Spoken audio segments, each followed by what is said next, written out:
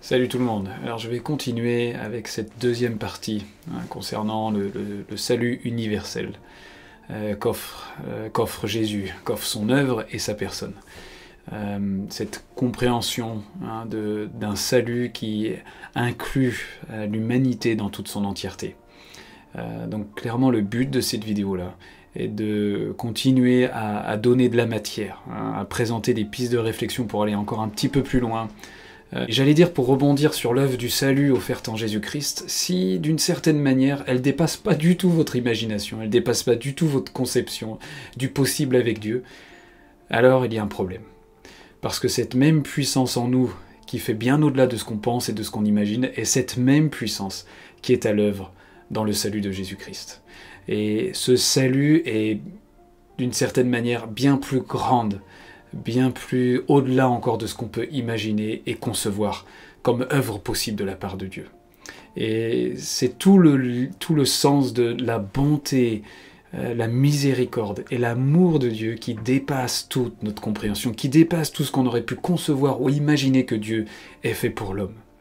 Et si aujourd'hui notre concept ou notre compréhension du salut respecte très à la lettre nos petits cadres et notre manière dont on a segmenté le salut de Christ, alors je pense que d'une certaine manière on s'est laissé séduire et on s'est laissé avoir par notre intelligence, par notre manière de figer les choses, notre façon, notre réflexe de toujours mettre les choses de Dieu dans des boîtes.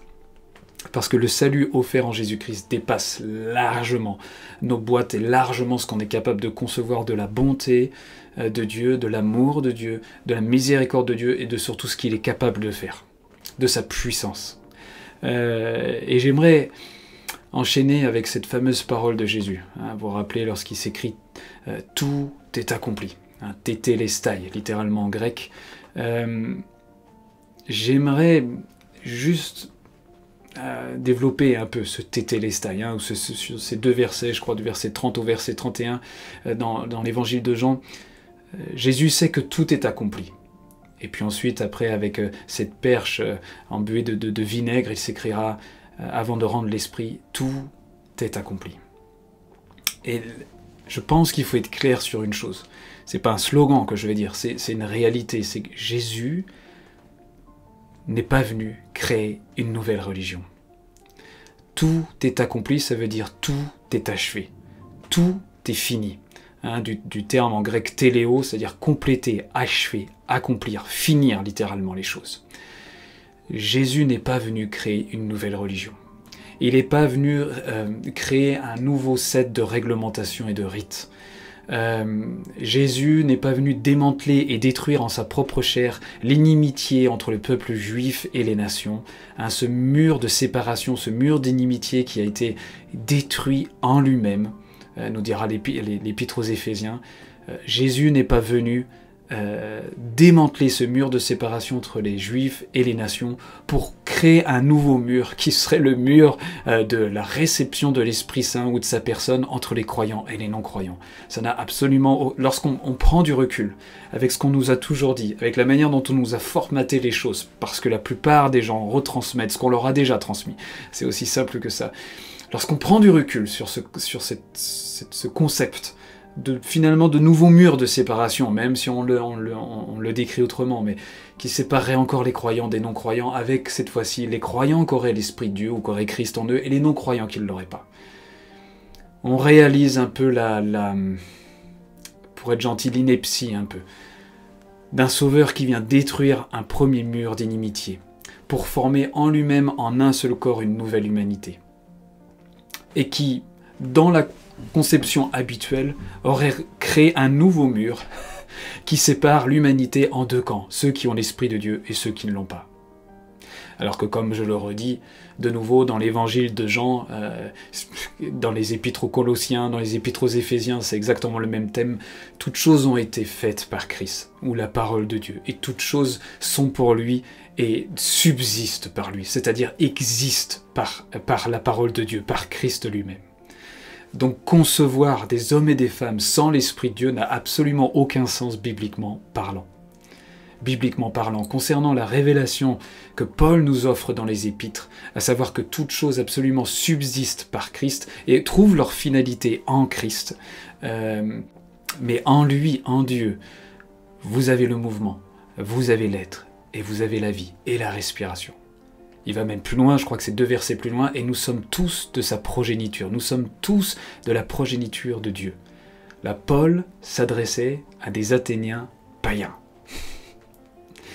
Paul avait cette compréhension, et lorsqu'on prend un peu du recul et qu'on commence à se dire, mais Paul avait une vision universelle, Paul avait compris l'intégration de toute l'humanité dans le plan du Père, pas simplement dans le plan, mais dans le Christ lui-même, en Christ. En Christ. Lorsque Jésus s'écrit « Tétélestai », tout est accompli. Jésus sait qu'il a mis fin à toute espèce de réglementation, à toute espèce de rite, à toute espèce de validation que les hommes ont créée afin d'avoir une relation avec Dieu.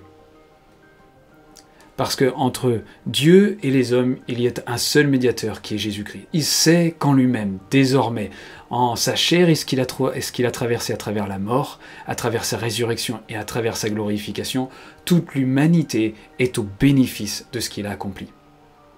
Tétélestai, tout est accompli. C'est-à-dire, ce n'est pas la création d'une nouvelle religion qu'on appellerait le christianisme. Le but n'est pas que cette terre soit remplie de chrétiens.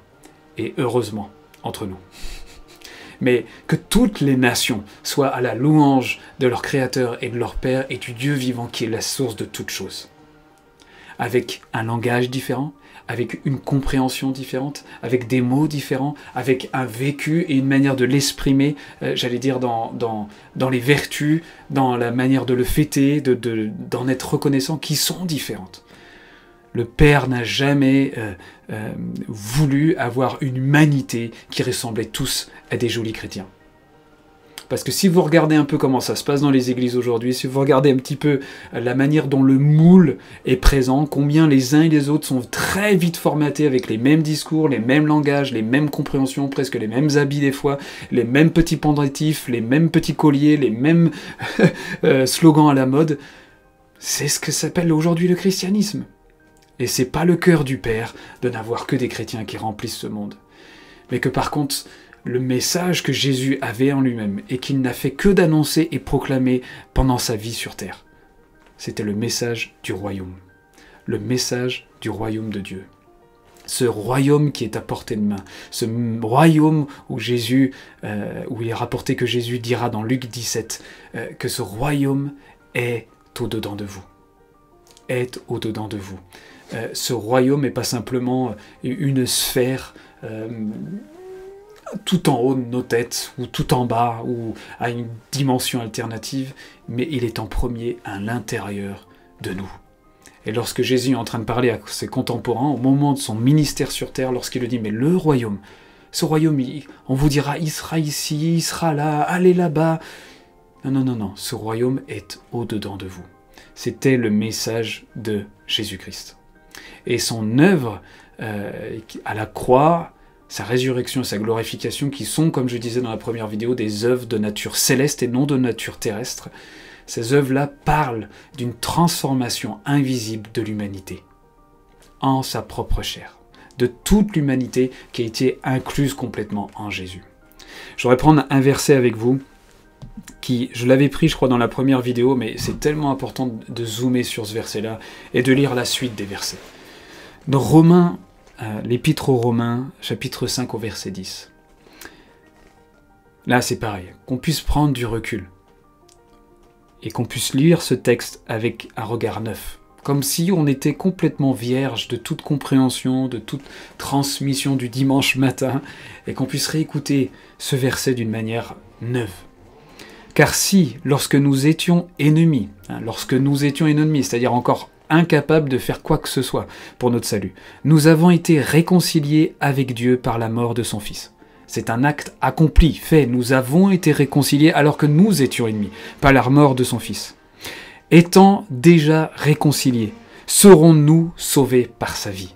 Donc Paul comprend que si nous avons déjà été réconciliés en Christ alors que nous étions ennemis, c'est-à-dire encore incapables de faire quoi que ce soit de vertueux pour notre salut, d'accepter quoi que ce soit, de pencher, de faire pencher notre volonté vers quoi que ce soit, alors que nous étions ennemis, nous avons été déjà réconciliés avec Dieu par la mort du Fils. Si par sa mort, cela a produit la réconciliation du monde avec Dieu, et si vous prenez, je vous invite vraiment à prendre le terme grec que nous avons traduit par réconcilier dans nos versions françaises. Le terme grec concernant le mot réconcilier est kata alasso. Kata qui est un adverbe d'intensification du mot et alasso. Ce terme grec veut dire littéralement changer la forme ou la nature des choses, ou même transformer la voix ou le ton de quelque chose. Donc, cette réconciliation n'est pas simplement sur un plan moral. Et comme je disais dans la première vidéo, il ne s'agit pas de Dieu qui se serait réconcilié avec l'humanité, mais l'homme qui est capable de recevoir la réconciliation d'avec Dieu. Il est capable de vivre cette transformation, ce changement presque de nature, de vision, de conception, d'intelligence, de sa perception profonde de qui est Dieu. Voilà quelle est la réconciliation, qui est la source même de la rédemption de l'humanité. Cette réconciliation n'est pas seulement sur un plan moral, même, j'allais dire, elle n'est pas du tout, elle ne concerne même pas le plan moral de l'être humain. Elle concerne un changement de nature, elle concerne déjà une transformation. Et alors que nous étions ennemis, et là c'est pas moi qui le dis, c'est le Paul, car si lorsque nous étions ennemis, nous avons été réconciliés avec Dieu par la mort de son Fils. C'est-à-dire que cette œuvre invisible de réconciliation, c'est-à-dire kata alasso, de changement de nature, de transformation de quelque chose en particulier dans l'humanité, a déjà été accomplie en Christ alors que nous étions encore ennemis. La réconciliation est la base de la nouvelle création. Et cette réconciliation, on ne peut soit en prendre conscience ou ne pas en avoir conscience. On peut accepter ce fait ou refuser ce fait, mais il s'agit encore d'un fait. On peut prendre conscience de cette réalité de la réconciliation accomplie en Christ ou on peut ne pas en prendre conscience. Mais cette réalité demeure une réalité. Si j'avais à côté de moi une personne non-voyante et moi qui serais au bénéfice aujourd'hui de ce que je vois, du ciel, des oiseaux qui volent, des feuilles qui changent de couleur selon les saisons, de voir les enfants jouer ensemble, de toutes choses de sorte que je pourrais voir avec mes yeux. Et tout près de moi, une personne non-voyante qui, elle, ne pourrait pas être au bénéfice de cette réalité visible. Elle ne pourrait pas voir les enfants, elle pourrait peut-être les entendre, certainement, les sentir, percevoir des choses d'ailleurs que je ne perçois pas, mais elle ne serait pas directement au bénéfice de cette réalité visuelle. Elle ne verrait pas les enfants, elle ne verrait pas le ciel, elle ne verrait pas les oiseaux s'envoler. Et pour autant, cette réalité visuelle, elle est, qu'on puisse le voir ou non, elle est. Et bien de la même manière, cette réalité spirituelle de la réconciliation de toute l'humanité en Christ avec Dieu c'est une réalité, quelle qu'elle soit, notre prise de conscience de cette réalité-là.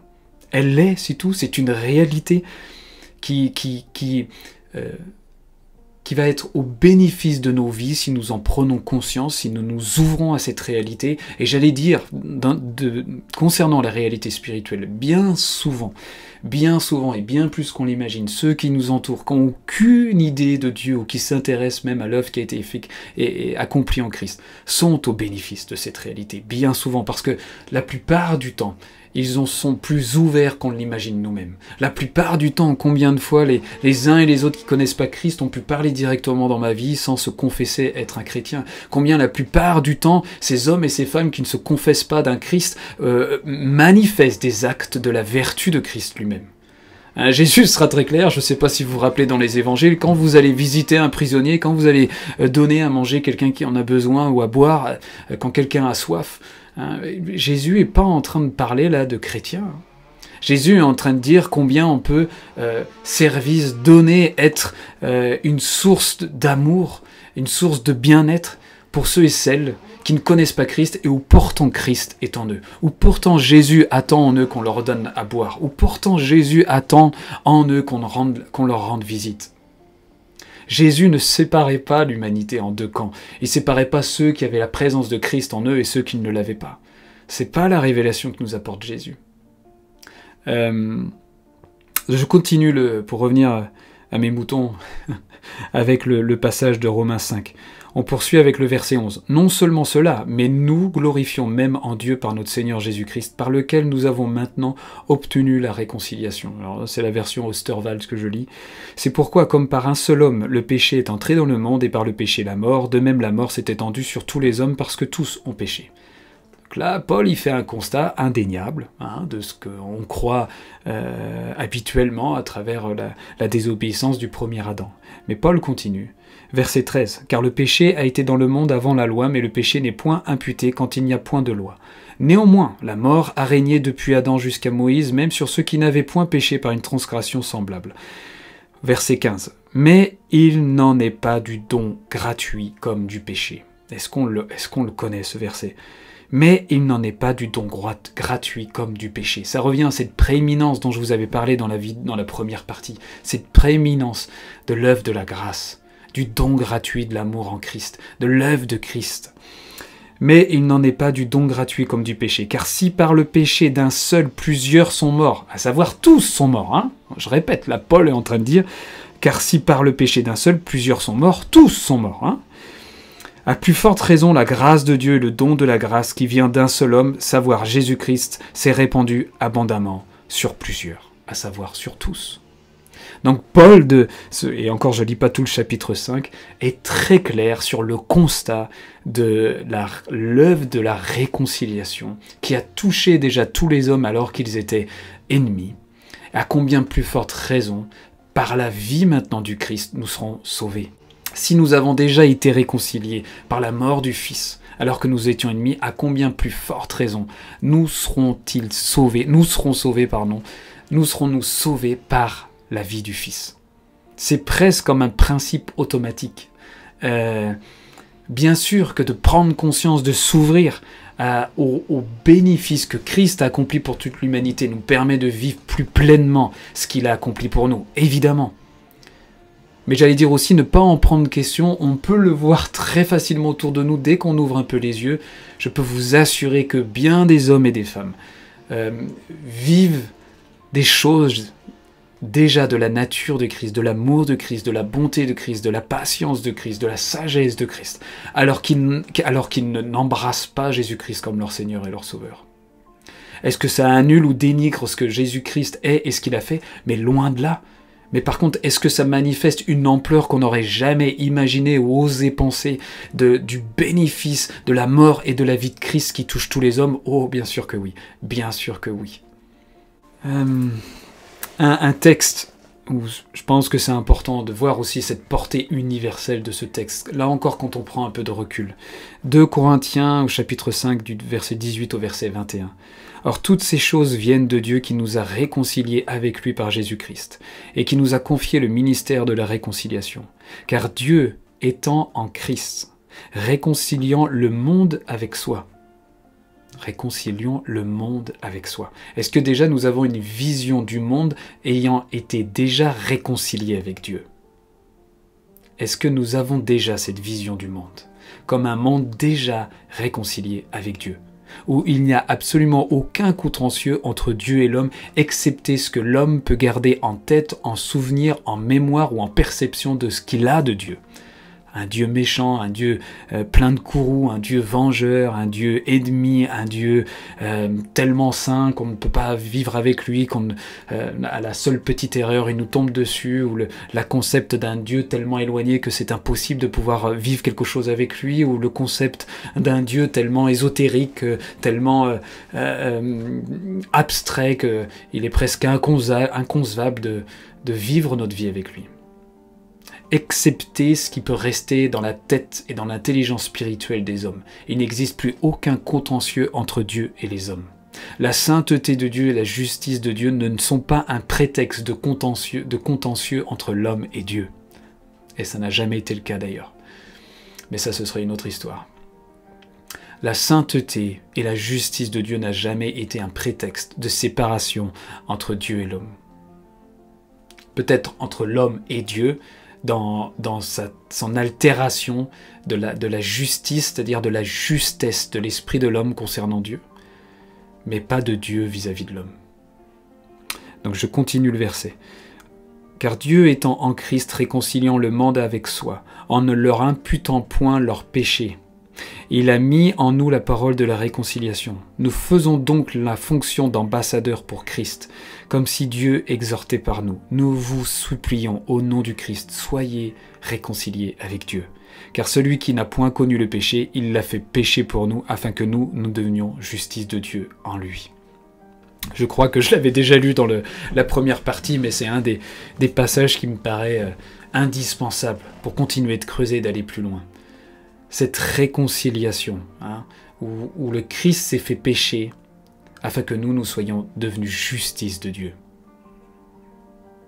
C'est l'œuvre de transformation que le Père a accomplie en Christ d'une manière invisible pour toute l'humanité. Dieu ne leur impute plus leur péché. Il n'est plus là en train de comptabiliser le péché. Le péché est en dehors de l'équation divino-humaine désormais. Le péché ne fait plus partie de l'équation.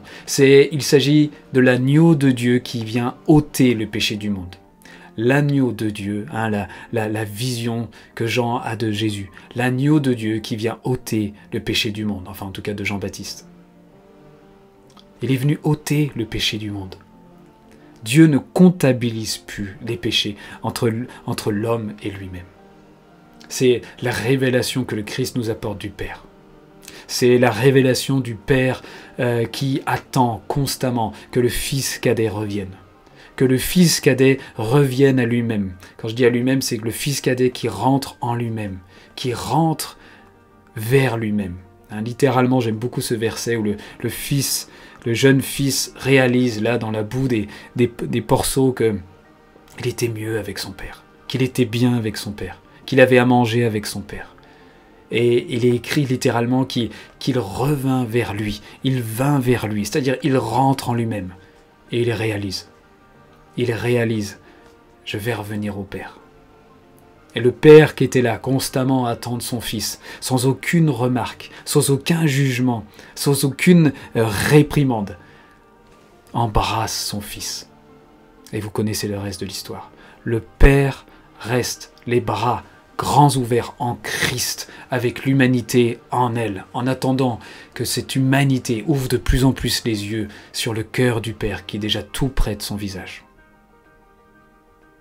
C'est la révélation de l'évangile de Christ, un Père céleste dont ses bras ont toujours été ouverts, avec aucune réprimande, aucune remarque, aucune culpabilité, aucune honte, aucune morale à faire, à part « Bienvenue mon fils, je t'attendais ». Le Père reste le Père de tous les enfants, qu'ils soient désobéissants ou obéissants, qu'ils soient fidèles ou infidèles. Que le Fils, que les enfants ou un enfant renie le Père ne reniera jamais son Fils. C'est tout le sens de cette parabole. J'allais pas dire du fils prodigue, mais du père aimant, du père extraordinaire. Ou même le fils aîné qui avait rien compris, qui faisait que de travailler pour le père, croyant que c'est comme ça qu'il allait obtenir son estime, qu'il allait obtenir de ses richesses, de ses dons, de ses plaisirs, d'un veau enfin pour lui. Et pourtant, là encore, aucune réprimande du père envers le fils aîné qui avait rien compris, excepté « mais tu avais tout avec moi ». Voilà la grandeur, la magnificence du Père d'amour que nous avons, où aucune espèce de trace de jugement, de culpabilisation, de manipulation, d'égocentrisme avéré, où il faudrait faire telle ou telle chose pour enfin être au bénéfice de son amour. Non, c'est un Père qui se livre entièrement et qui s'est constamment livré, où Christ n'a fait que montrer pendant son ministère et son parfait sacrifice l'amour qu'est Dieu lui-même, qui espère tout, qui croit tout, qui ne pense aucunement du mal, qui croit tout, qui supporte tout. Voilà l'amour qu'est Dieu lui-même, celui qui constamment s'offre en sacrifice, constamment il s'offre dans son amour désintéressé, à tout l'inverse de l'égoïsme, un amour complètement excentré de lui-même, où il ne fait que s'offrir, constamment, où le battement de son cœur ne serait que l'expression de « je t'aime, je t'aime, je t'aime ». Et c'est le Père et le Dieu que nous avons, où incluant en Christ toute l'humanité contre sa poitrine, il n'attend qu'une chose, c'est que l'homme ou la femme, ouvre les yeux et puisse éclater en sanglots devant la grosseur, la grandeur, l'immensité immesurable, incommensurable du cœur du Père pour lui. C'est toute la beauté de l'évangile du Christ que nous connaissons. Pas un Dieu, comme je disais, stoïque. Pas un Dieu froid, qui ne participe pas, qui n'est pas partenaire, qui ne vit pas et qui n'est pas présent avec nous dans tout ce que nous vivons, mais bien au contraire. Bien au contraire, le Père qui est là, au milieu des plus grandes ténèbres, présent avec nous, embrassant absolument toutes nos ténèbres, toutes nos douleurs, toutes nos blessures, toutes nos travers, toutes nos erreurs, toutes nos compréhensions, nos pensées altérées, abîmées, tordues. Il est là. Il est là. Je vois l'heure qui passe. Je voudrais relire... Éphésiens, pareil, Éphésiens chapitre 2 du verset 14 à 18. Car c'est lui qui est, pareil, je vous encourage, même si ça va devenir un réflexe de dire ça, prenons du recul sur ce passage-là.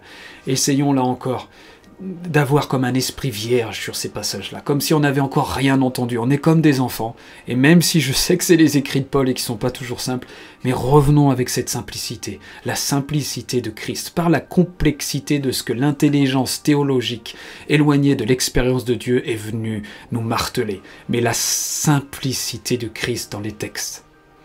La substance d'amour dans les Écritures. S'il y a une seule substance à laquelle nous sommes appelés de connecter dans les Écritures, c'est l'amour de Dieu, c'est la vie de Dieu moulée, incrustée, infusée de l'amour palpable du Père.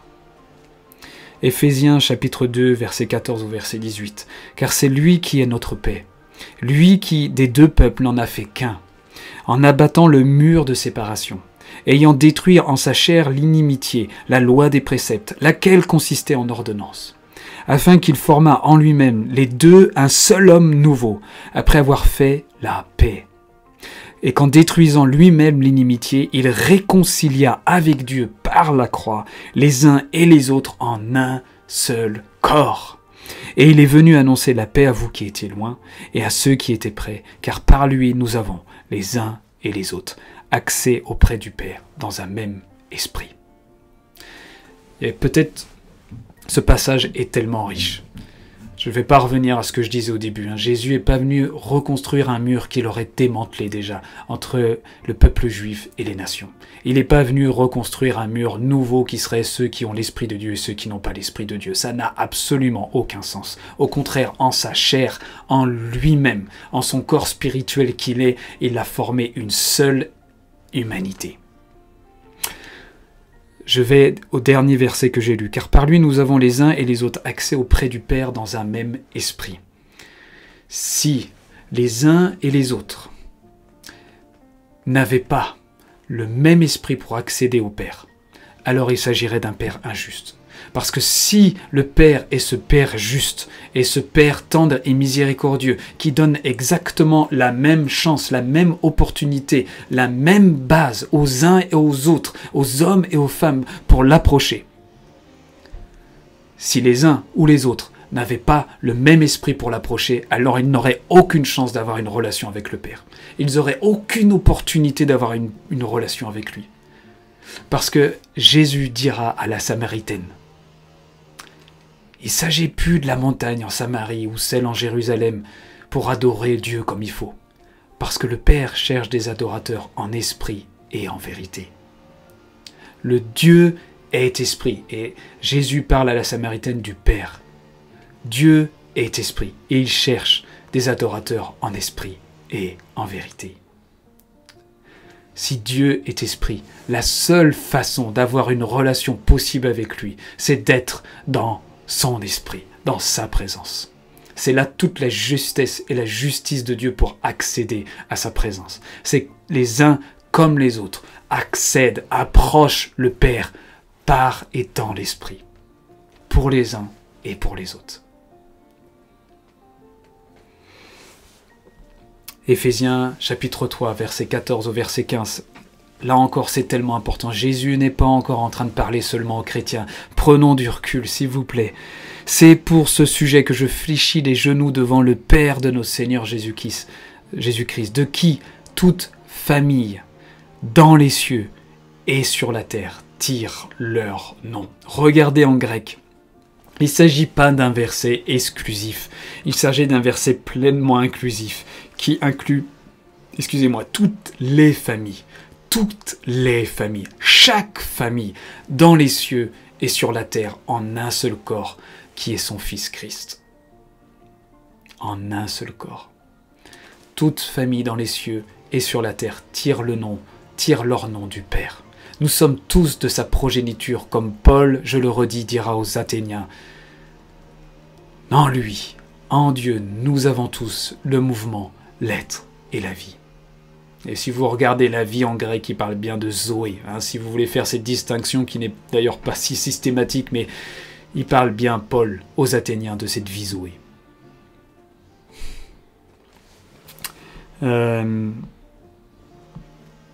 Allez, pour cette troisième vidéo, je vais arrêter pour cette deuxième vidéo, pardon. Et la troisième vidéo, je parlerai aussi de tous ces passages dans l'Ancien Testament qui démontrent cette universalité du cœur de Dieu concernant l'humanité.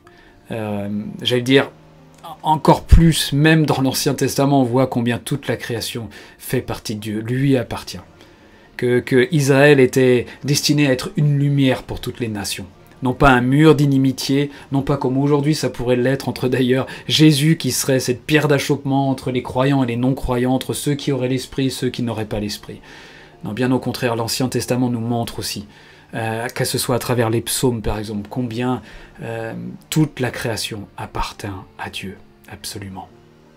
Et je montrerai aussi cette compréhension, cette perception qu'on appelle Christus Victor, ou Victor Christus, à chaque fois j'inverse, mais qui est cette compréhension de l'œuvre du salut d'une manière assez différente, même complètement différente qu'on entend dans le courant évangélique habituel, qui est une compréhension du salut tellement touchante, qui fait tellement sens au cœur du Père et à l'œuvre de Christ. Voilà, je pense que la troisième vidéo, c'est entre autres ces sujets-là que je voudrais aborder, dont celle de ce qu'est le salut. Qu'est-ce que le salut? Et de quoi ou de qui nous avons été sauvés. Voilà, ça sera le sujet de la troisième partie. Sur ce, je vous embrasse bien fort et je vous souhaite une bonne réflexion si c'est nécessaire. À la prochaine.